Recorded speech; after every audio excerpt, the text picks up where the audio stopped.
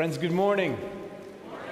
And welcome to worship here from the historic sanctuary of the Fountain Street Church in Grand Rapids, Michigan, as we continue our 156th program year together in worship, growing our beloved community. My name is Nathan Dannison. I'm delighted to welcome you today, whether you're joining us for the first time, whether you're with us in person or online, or you're here for the 1,000th time.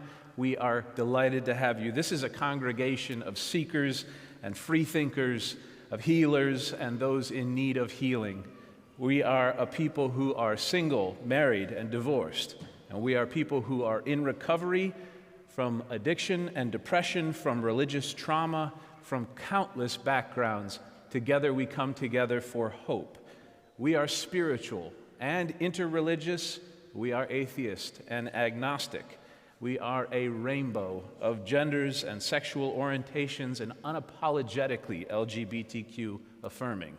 And many of us are taking action every single day of the week, working together to resist the powers and principalities that are threatening our democracy, our children's future, and the health of our planet. This Sunday and next Sunday, we're going to be focusing our energy and attention on environmental justice, globally, but also locally here at the level of this church. Today, many of us are acknowledging World Communion Sunday. This is a global day of unity that was first celebrated at Fountain Street in 1951. And together, in a little bit, we're going to bless bread. And I want to thank Steve Asarian and his army of awesome bakers and bread makers for making this bread. That's great.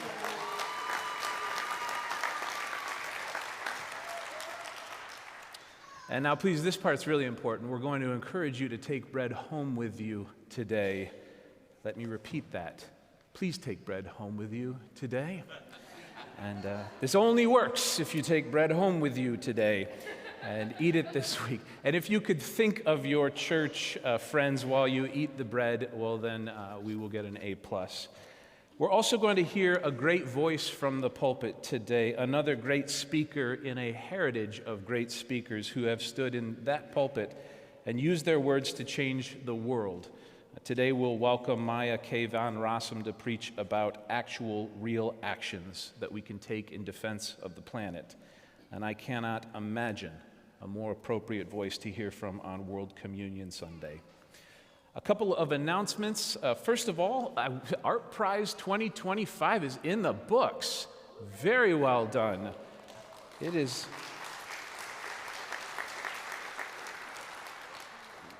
The countless volunteers, the folks on the art committee, the 21 artists who cooperatively built these exhibitions celebrating the art of democracy, that was beautiful. But the celebration and the artwork continues. Today in worship, we have two pieces I want to call attention to. First, we've brought Penny Schindler's work of art, We Are One, back up here into the chancel. And I also want to thank Angela Swan and the liturgical arts team for the pulpit display. Clean water is a human right. So it says according to the United Nations in celebration of this. There's also artwork for you to take home. We have received a wonderful gift from the Grand Rapids Art Museum. In the social hall, there are prints available by the artist Alexis Rockman, illustrating environmental change. Those are donated to us by the Art Museum. They are free to a good home.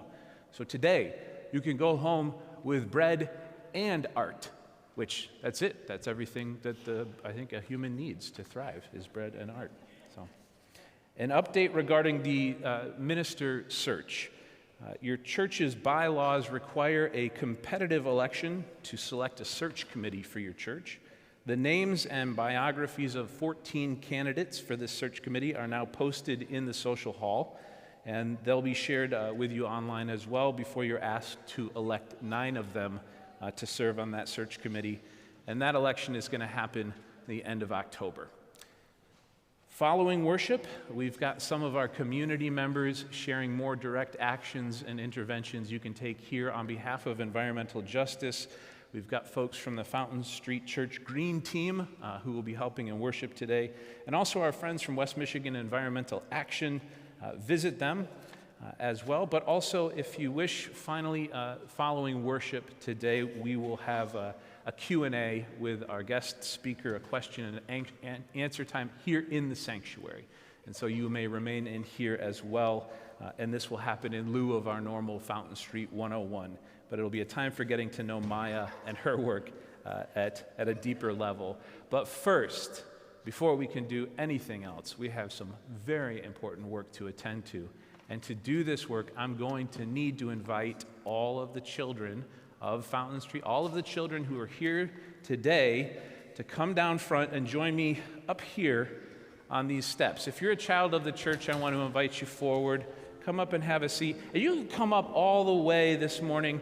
You can come all the way up the steps and just sort of hang out here in this sort of general area, because we've got some work to do that I think is probably pretty important. You can have a seat.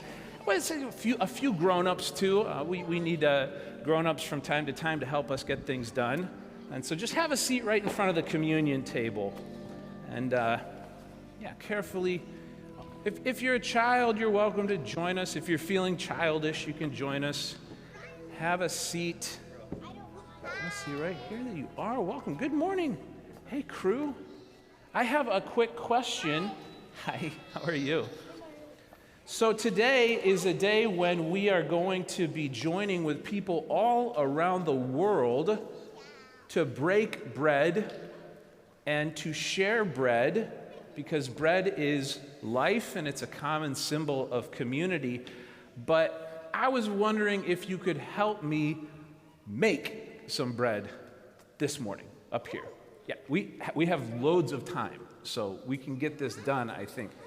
I need to know, what is an ingredient in bread?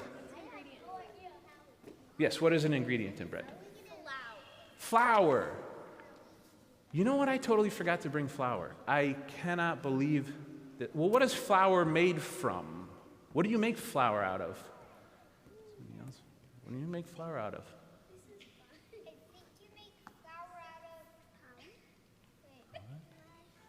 I think you got to grunt. Bread? What is it? Yes? Is it made out of wheat? Yes, wheat. It is made out of wheat. Wheat is what we use to make flour. Now, thankfully, I do actually have some wheat. Katie, can you hand me a bowl? Thank you. And I think that there's a pitcher of wheat back there as well, if I could. So, we're getting there, folks. I was going to have you start with dirt, but I found this wheat, and so I thought I would get us some wheat so that we could get started. All right, that's good. That's probably enough wheat, I think, to make some bread. Let me put this back there, yeah. What else do you need in addition to wheat to make bread? This is a tough one. I mean, we're going to grind this up in just a minute and make some flour. But what do you have to add to the flour to make it kind of soft? Yeah? Water. You're right, exactly, water. I do have water as well. Can I, this is perfect, yeah. Maybe I can take a bowl with that too. Yeah, okay, well, we'll get there, we'll see. Okay, here we go. Now, I've got this water, and yeah, these are pretty important, special sort of ingredients here. Okay, so now we've got the water, and we've got the wheat. And do you think that we have time this morning to grind this up together? Yeah, maybe? Oh, so punch it. I don't have a mortar and a pestle. You know what would be really helpful is if we had some people who could help us. Yeah? You can? What about them? You think they can help us? Oh, they can be pretty helpful people. You ask them, they can. How many? Yeah, what do you think? Another ingredient? Yeah. What do you think? Like if you want banana bread, you need bananas. That is a really good. I'm going to Instacart some bananas, and they will be here in just a second. Well, I was thinking one of the really important ingredients in making bread was help, right? Right? How many people do you think it takes to make bread? If you think about the people that got to pick the wheat and grind the flour and get the water and do that, what do you think, yeah? I think a group. A group, yes? That is, yeah, what do you think? It might take a lot of people. Mm-hmm. And it might, and if there's a really big pile, then it might take maybe some nutrition days. Days, yeah. Well, we can hang out here for a few days, I think. Maybe some hours. Yeah? What do you think? I estimate 4. You estimate 4. That's good. I always got 4 people. Mm-hmm. I estimate that it will take at least 20 people. You are right on the nose. It takes about 20 humans to do all of the work that it takes to make one loaf of bread. Now, thankfully, I did think ahead a little bit this morning, and Mr. Steve and some other folks had some really great ideas. So we did get a little bit of help before worship this morning to help us make some bread. So what I'm going to ask you all to do is stand up and go ahead and gather around that big, beautiful communion table back there. And then I'm going to ask a couple of the grown-ups to go ahead and help the kiddos take off the sheet and see what we've got. It is a miracle. Oh, wow, look at this. Wow, this is wonderful. I'm going to grab my prayer out of here. This is so cool. If it takes 20 people to make a loaf of bread, how many people do you think it took to make all of this? Yeah, 200? I don't know.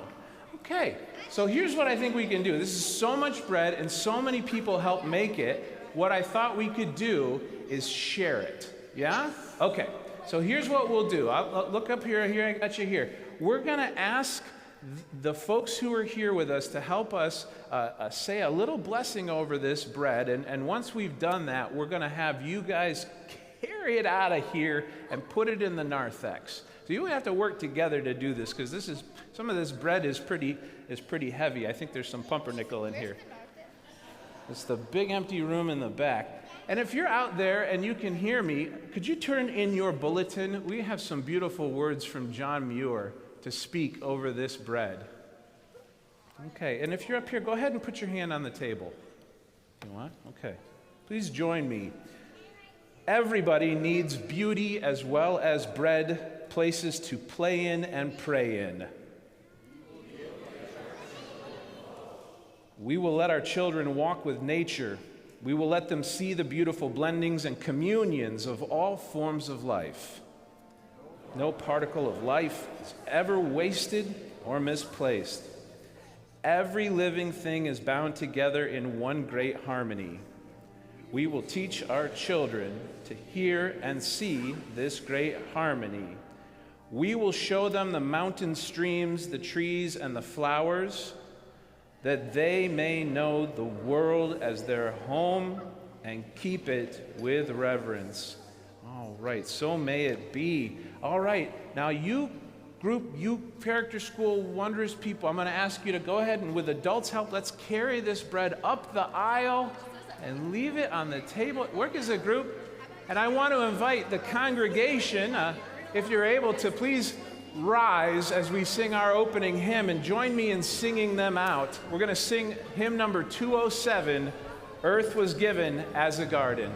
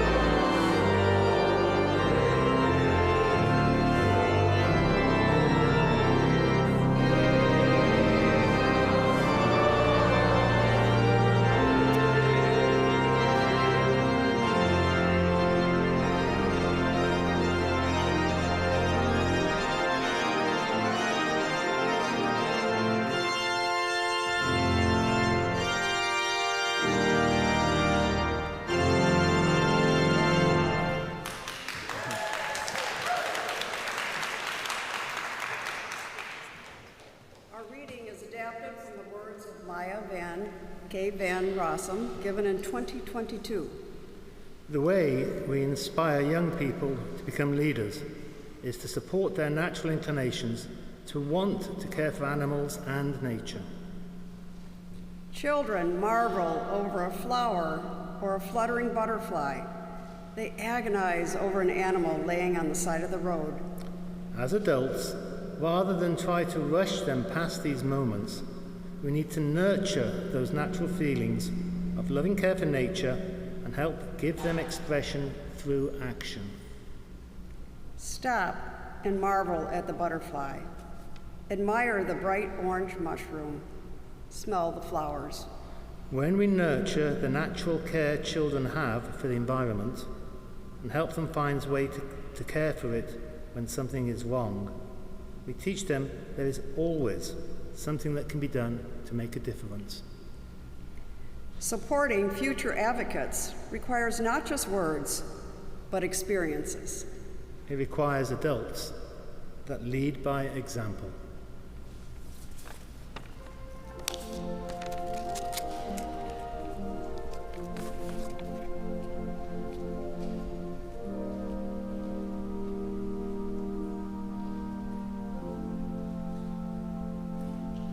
Friends, before we introduce our guest speaker today, let us take a moment in silence and meditation and reflect on these words together.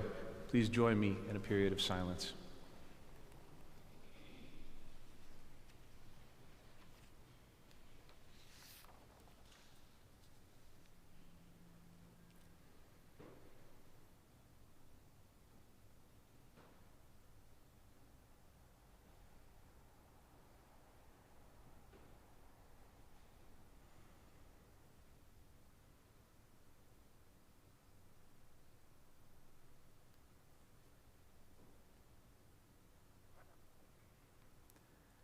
And so centered, let us truly hear. Today, we're about to hear from Maya K. Van Rossum, the founder of Green Amendments for the Generation, which is a national nonprofit organization dedicated to inspiring the passage of green amendments in every state constitution across our country, and also at the federal level when the time is right. Maya coined the term Green Amendments in 2017 in her award-winning book, Recognizing and Protecting Environmental Rights. In 2025, most recently, Maya was selected as the winner of the World's Best Awards Nature's Rights Advocacy Award. An Albuquerque paper recognized Maya in 2021 as the mother of the Green Amendment. She is also the Delaware Riverkeeper, leading the regional advocacy of that organization for over 30 years. Under Maya's leadership, the future of legislative environmentalism is brighter. In November of 2021, with over 70% of voters in favor and Maya's support, New York became the third state, joining Pennsylvania and Montana, to add a green amendment to its constitution. And there are active movements in over a dozen other states and counting, including our own beloved state of Michigan. Please open your heart and please join me in welcoming Maya Van Rossum.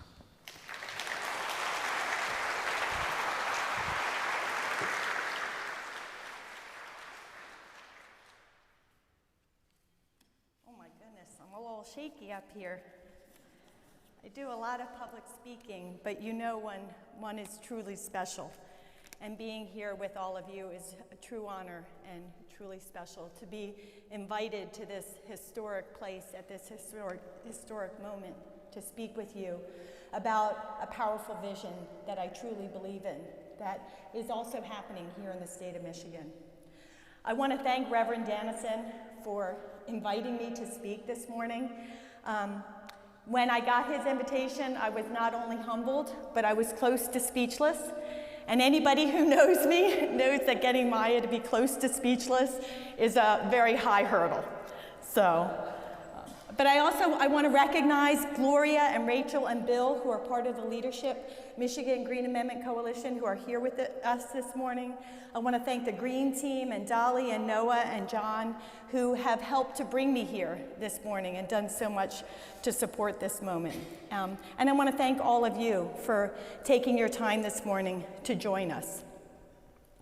I truly, truly believe that as a people, as communities, as a nation, we are at a pivotal moment. We are at a pivotal moment for ourselves, and we are at a pivotal moment for our beautiful Mother Earth. And each and every one of us is in a moment when we need to search our souls and make a very important decision. We need to decide whether we are going to sit down in the face of oppression and injustice and be silent, or are we going to stand together to make progress, to leave a legacy of protection, to change the course of history, and in so doing, to truly, truly make history? I could be talking about so many issues right now, right? I could be talking about immigration or racism. I could be talking about protecting our children or education. I could be talking about health care for all or civil rights protection. I could be talking about the ability to secure and keep a good paying job. So many things I could be talking about. But I am here this morning with you focused on talking about protecting our environment and doing so in a way that also at the same time lifts up our democracy, which is also under attack.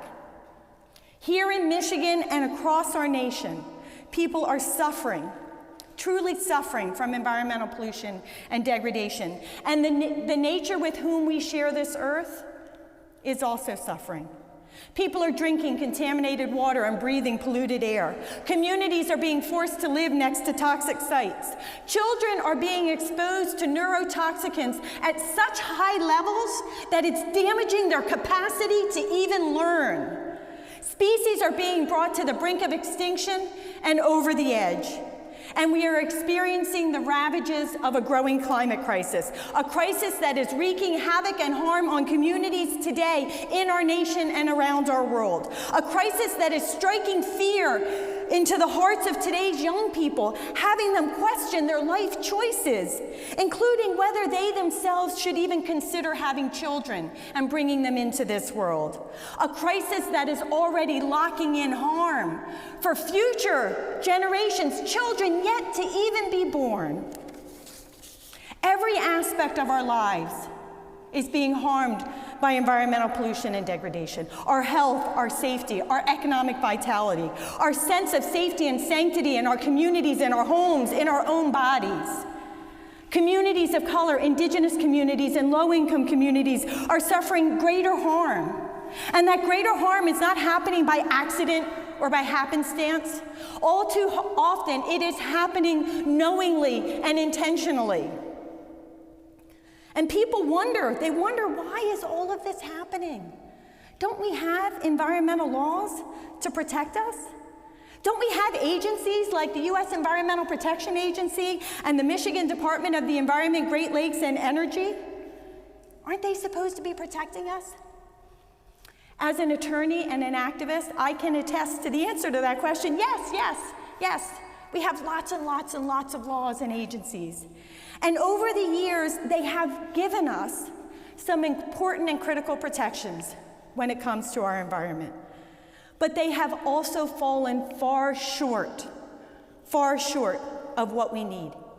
And that's because this system of environmental governance and laws here in the United States of America has been developed by a government and by politicians that prioritize the goals and profits of big business and industry over the needs of people, nature, and communities. And the industries, the businesses, and the politicians that now have the most power in this current system of environmental protection, they treat our environment and the resulting harms to people and nature as bargaining chips to be negotiated away for profits, political access, or personal luxury.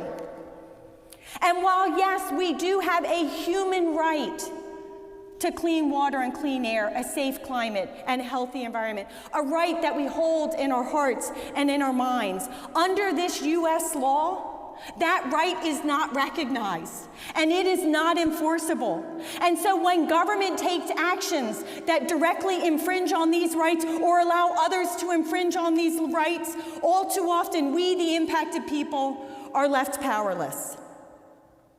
In short, when it comes to the environment here in the United States of America, we have created a system of laws and government that deems pollution and environmental degradation as acceptable, just as long as there's enough profits and political gain in it for somebody.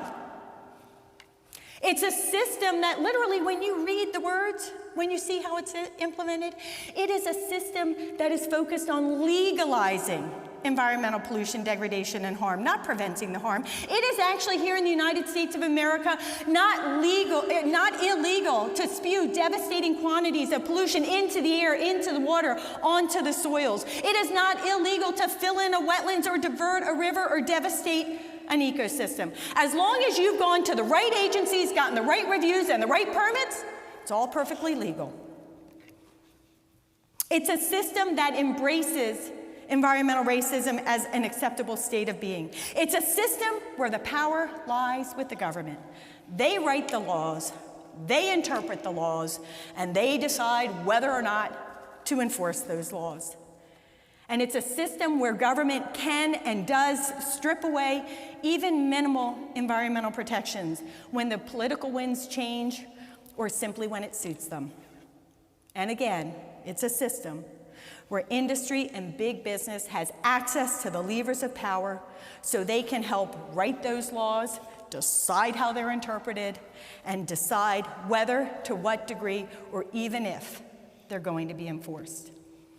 In this system, the power does not lie with we the people. We do have some power. We do have some power under these laws, but it's the power that government has allowed for us, that government has given us. And so I want to ask you, is it good enough? Is it good enough that we, the people, can enforce laws that do allow industry to spew so much pollution into our water and into our air that it gives kids cancer, or forces an adult to fall onto the ground as the result of a heart attack or an asthma attack?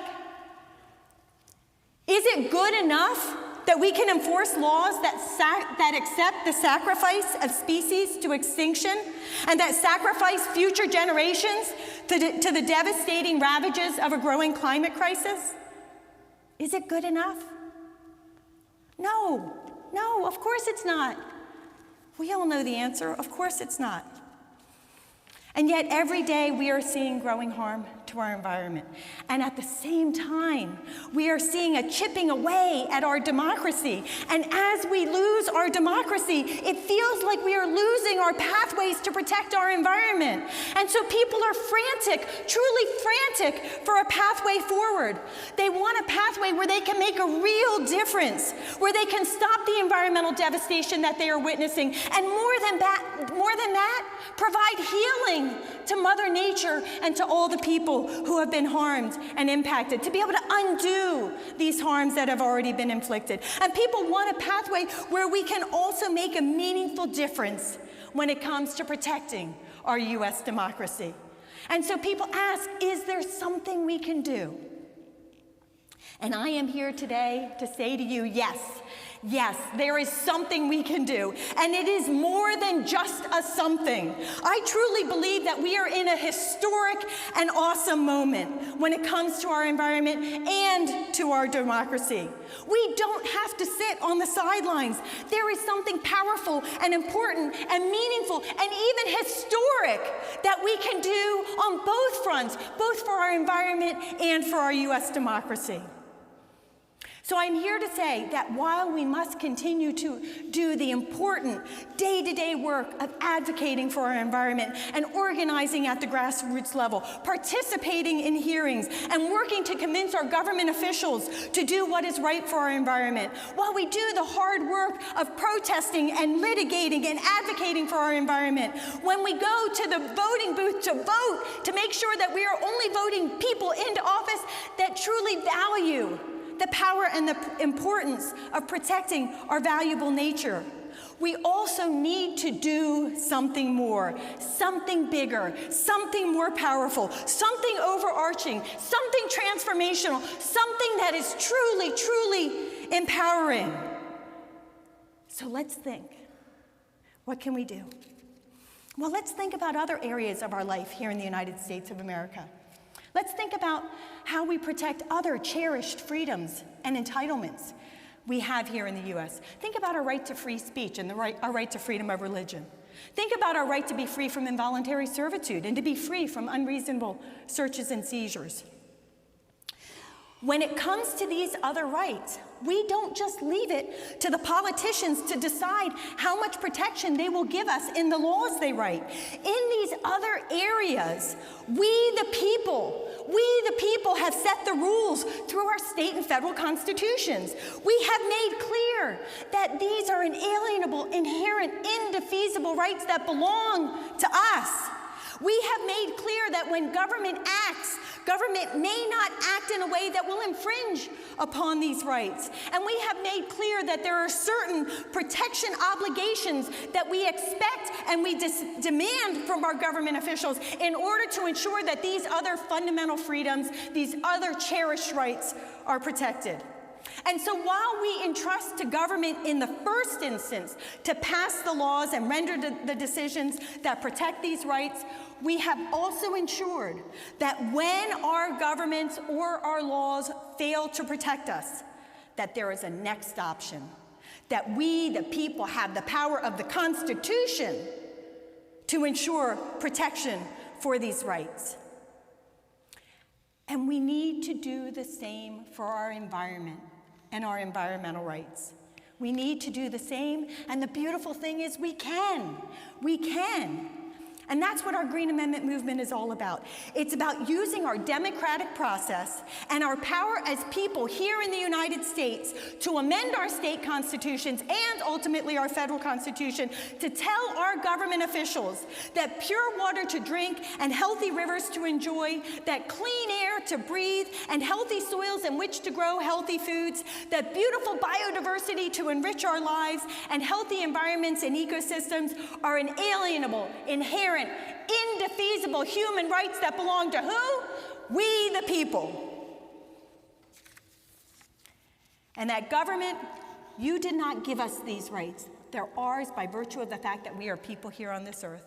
And with our Green Amendments, we are making very, very clear to you, government, that you may not take them away from us, not in violation of your constitutional duties and our constitutional rights. And you certainly cannot take them away from us in order to serve the profit goals of industry or the power motives of politicians. They're our environmental rights. They belong to us, we the people.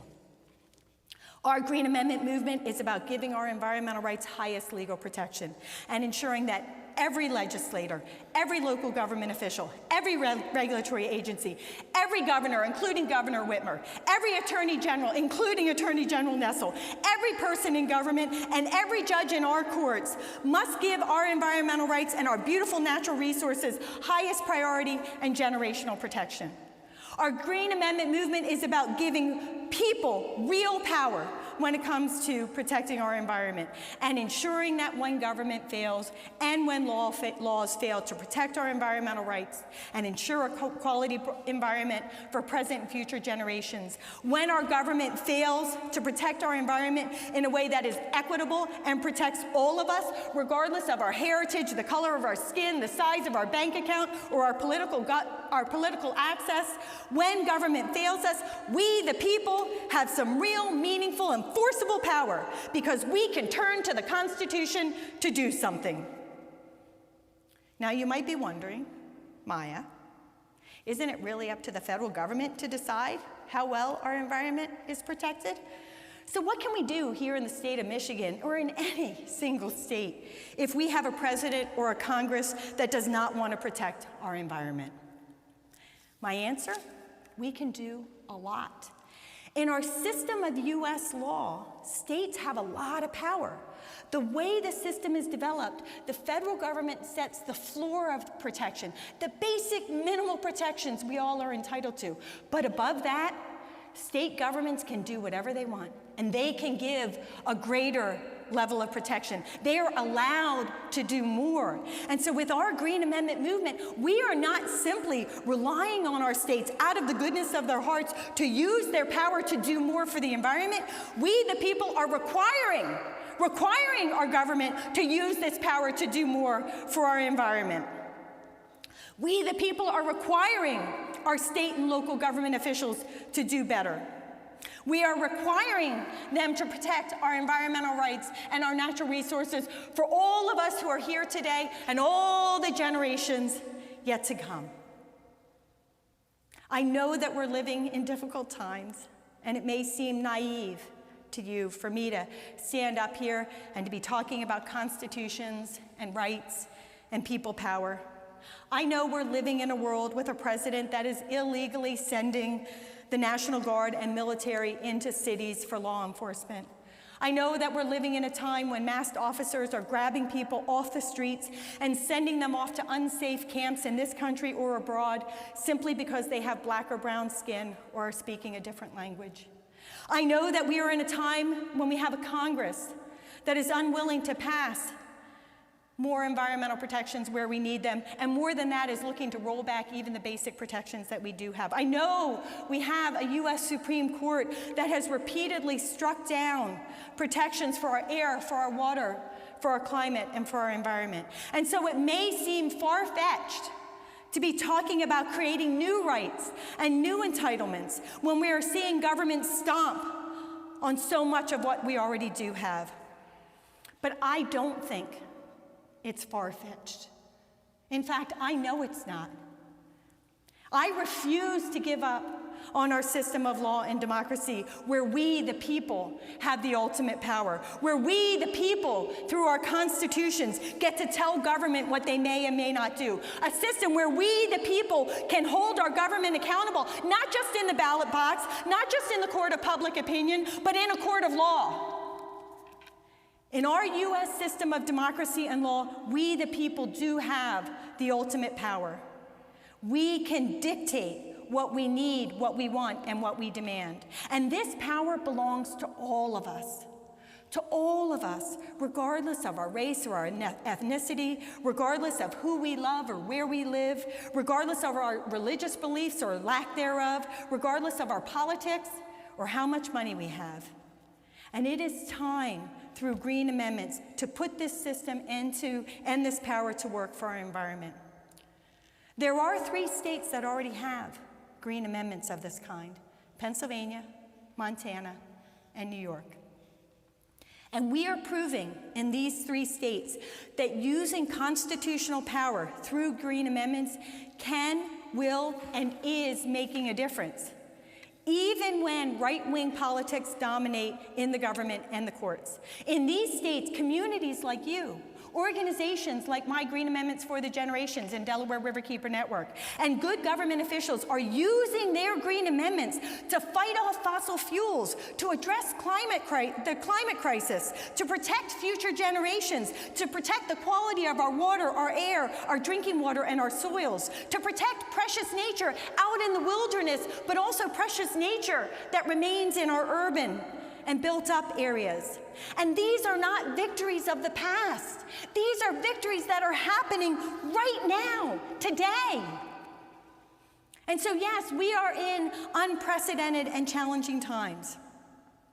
But in this moment of democracy and political chaos, it is time for we, the people, to take our seat of power, the seat of power that actually belongs to us. This is not the time to sit down and shut up, not the time to let those who would inflict harm to take all the power and misuse it. This is not the time to abandon our children, our friends, our neighbors, future generations, or the beautiful nature that does not have a voice or even basic protections in our human world if we do not give them a voice and protections.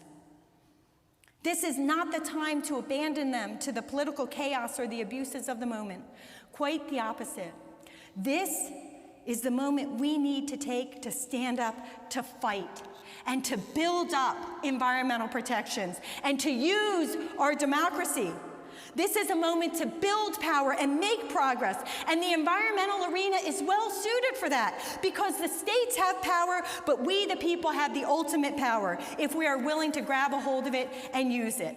And that is what our Green Amendment movement is all about. It is about we, the people, gathering and using all our power to protect people and to protect nature. And so it is time for us to rise up together. And I'm going to ask you if you can, and if you're interested, rise up with me in this moment. And let's tell our government in Michigan and nationwide, when it comes to our right to clean water, it is what? It is our right. Right? When it comes to our right to clean air, it is what? It is our right. When it comes to a safe climate, it is our right. When it comes to environmental justice for all, it is what? When it comes to thriving nature of all kinds, it is whose right? Right. A clean, safe, and healthy environment for those of us today and all the generations to come is what? It is our right. It is our right. One more time. It is our right.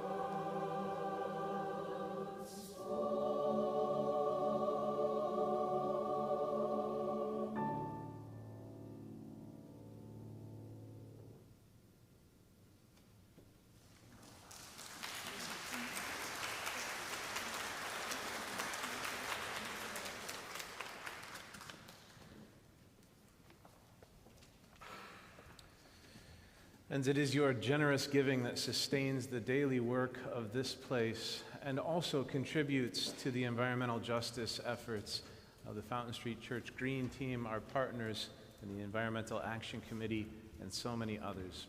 I invite you to give generously, and I do so in deep gratitude. At this time, I invite the ushers to come forward to receive any gifts or offerings that you've brought today, and thank you.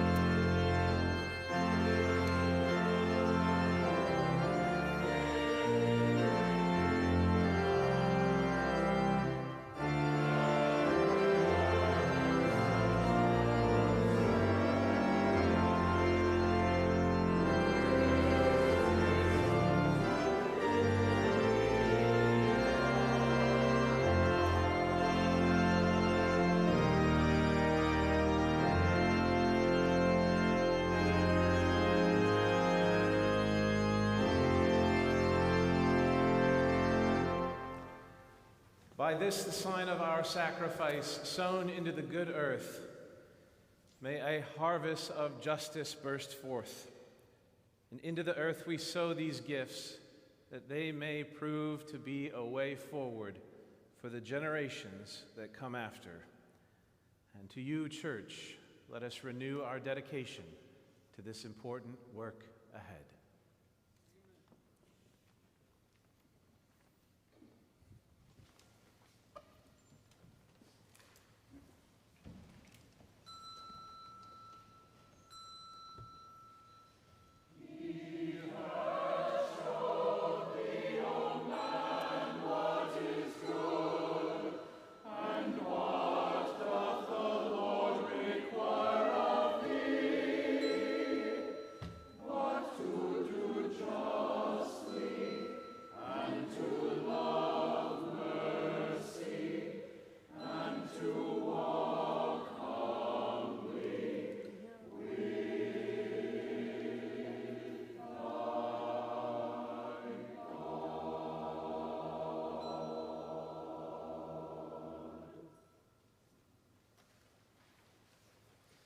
And now, as we prepare to go forth into the world out there, let us go forth filled with hope, filled with courage, and filled with the understanding that we have everything that we need.